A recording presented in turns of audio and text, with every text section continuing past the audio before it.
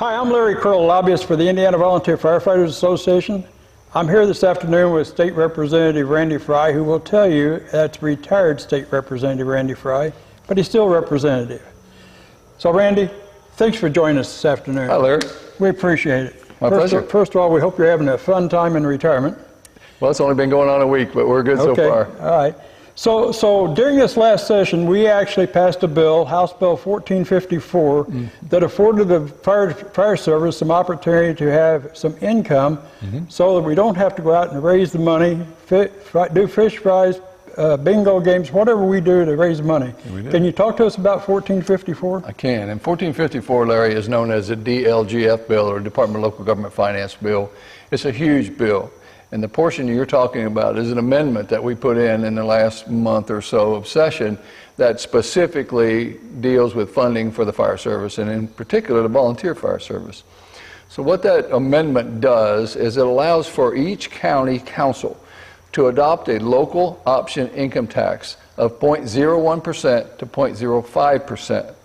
Now, if you're wondering, first off, it's not a property tax, it's an income tax. And secondly, 0.01% on a $50,000 a year salary is $36 a year. A year. That's not $1 a week.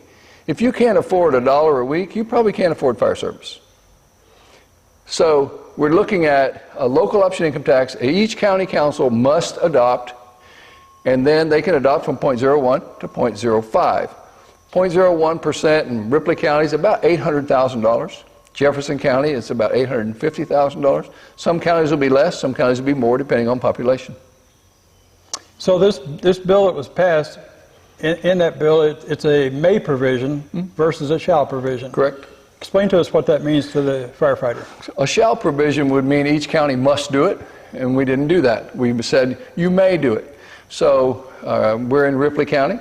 Ripley County Council may adopt an ordinance or a resolution, as you might have read in the bill, to implement a local option income tax of 0.01 to 0.05% beginning in January. Now, the law is already in effect, but they could not put this portion of the law in place until the county councils have adopted the resolution, and it goes into effect on January 1st. Then the income will begin to come into the county, and then they will then share that money with the volunteer fire service, the fire service in general, but most cases the volunteer fire service within that county. So when you say that they will share that money, how will that money come back to the fire service? Well, it's done by a formula, and Chairman Jeff Thompson, who's the chairman of Ways and Means, came up with a formula. I like it. I think it's a fair way to do it. It's taxed on real property value less farm ground. And so if you've got a department like Versailles, for instance, that has an industrial park, they got a school corporation, they're a larger department than maybe a smaller one in the county, then they would receive more money based on the assessed property value within the response district. Now, the smaller department would receive a portion, everybody will get money, but the bigger departments with a bigger demand, bigger run loads, they're going to get more money. But that's based on the formula that Chairman Thompson put together for real property, less farm ground. So I saw someplace within that bill that it has a sunset date to it? It's 2 years. However, every budget sunsets in 2 years. And so anytime you have another budget coming around, you have to renew everything. We renew the state police, even though it technically ends every 2 years, state parks and so on, prisons and you name it. So I think the thing to remember, one, is that Chairman Thompson is committed to continuing to fund the volunteer fire service. And he's not going to let this expire unless he brings back something even better. That's my opinion. I'm retired now, so I don't have the influence that maybe I might have had. But that's my opinion. This was discussions that you and I had with him over a couple of years now to get this in place. And Larry, make no doubt about it, this is the best opportunity for the volunteer fire service to get additional funding that we've ever had. Now, this doesn't replace your current funding. Your current funding is in place. If you have an agreement with a trustee or a town, you still are going to get that money. This is in addition to that money.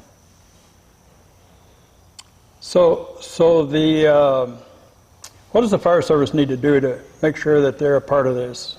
Well, they got to get involved. They've got to go and talk to their county council. And what I would recommend is I would recommend the Fire Chiefs Association, if each county has one, most do, meet with the president of the county council and maybe a couple of counselors and just sit down and explain why it's needed. My department's expenditures are this, our income is this, and we have to make up the difference in most cases with fundraisers. And so I think that's one of the deterrents for young people joining the fire service is not only do I have to do my training, not only do I have to make the runs, but I also have to be there to prepare food and clean up or a festival. And that demand on my time is more than my family is willing to give. When you've got young kids, you've got church, you've got family obligations, you just can't be at the firehouse all the time. And I think you're exactly right, because we struggle every day trying to get new and young recruits and try to bring them into the fire service to provide that quality of service for public safety. And we always end up raising money to pay for that service. Right. So I think you're exactly right on that concept, that our demand on the new and younger members coming into the department has to be focused on providing that service, not raising money to provide that service. And you also know, Larry, that back when we came into the fire service, the training wasn't near as rigorous as it is today. And in my opinion, as a retired firefighter, we can't cut the quality of training. The fire doesn't care if you're there to be paid or you're there as a volunteer. It'll kill you just as quick. We have to have the training. You have to have the gear that's needed. And so this year in the budget, we appropriated $10 million for fire gear and air packs. And now we're trying to make it so that you don't have to spend so much time raising money for your operation costs by this additional source of income. So you talked about they can offer 1/10 of a percent up to 0.5% of a percent. 1.01 to 0.05, correct. How do we know what assessed value we're going to be operating off of at a local level? Well, each county will have to tell you that, and that formula can be worked out. Where I would want to start would be with my county council. I'd want to talk to my county council president. I want to have their local attorney involved and have them get me that data. They have access to it, and then they can come back and tell you. One of the things I would recommend the department just do is come up with their budget and just show the council, this is how much money we have to raise every year from fish fries just to keep the doors open. We need this money. And whether they choose 0.01, which again is over $800,000 in this county, or 0.05, which could be up to $4 million in the same county, it's up to them, but it's also up to the fire service to show you need that money. So it's time to come prepared, be bold enough to go meet with our county council. Most of them are very receptive. I've spoken to 4 different counties in Southeast Indiana prior to my retirement, and no one said no. So when should we be approaching our county councils? Yesterday. Fair enough. You've got to get out there because you want this adopted before January, and they're going to have a couple of readings. So there'll be a meeting where they will propose it. Then there'll be a meeting where they'll have the resolution available, and then they'll have to come back and do it again. So you might be looking at October, even if you started it in August. You have to be out there now. So what I would be doing right this minute is making phone calls and going to their homes or going to their places where they'll meet with me and just sit down and explain to them and bring your books and show them this is what we have to do every year just to keep our lights on. You know, there's a department not far from here, it's not in this county. They get $1,000 a year from their trustee. $1,000 a year. They have to do bingo one night a week and serve food every week just to keep the lights on. It's insane. You know, Larry, you've heard me say this before, and I apologize to your listeners, but we don't ask the police department to do their job for nothing. We don't ask the people that plow our snow to do it for free. We don't ask the people to pick up our trash to do it for free. Why would we ask these people to do it for free? Because Absolutely. We always have, and we are coming to the end of an era where it's not going to continue. If we're going to save the volunteer fire service, this, in my opinion, is the best option we've ever had. So final comment from you on 1454. If the council doesn't buy into this, and we hope that's not the issue, but if they don't buy into this, what should we do? Well, they can buy into it next year. I would continue to prove my point.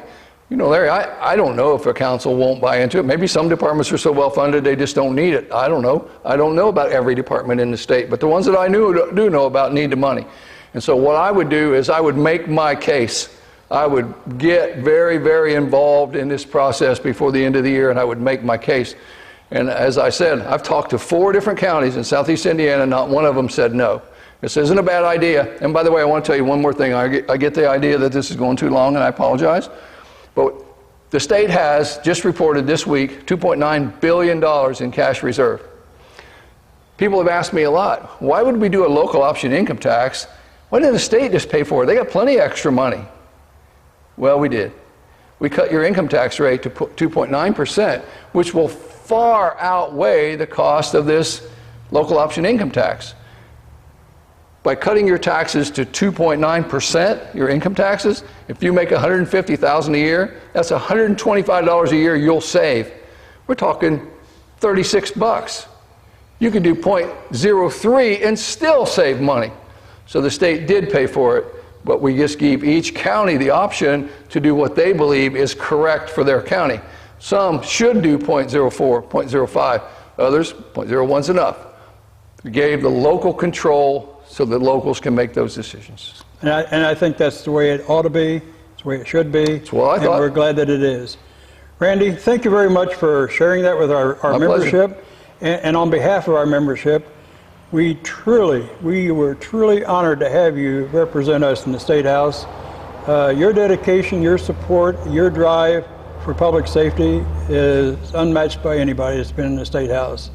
We hope your predecessor or your person that follows you has that same drive.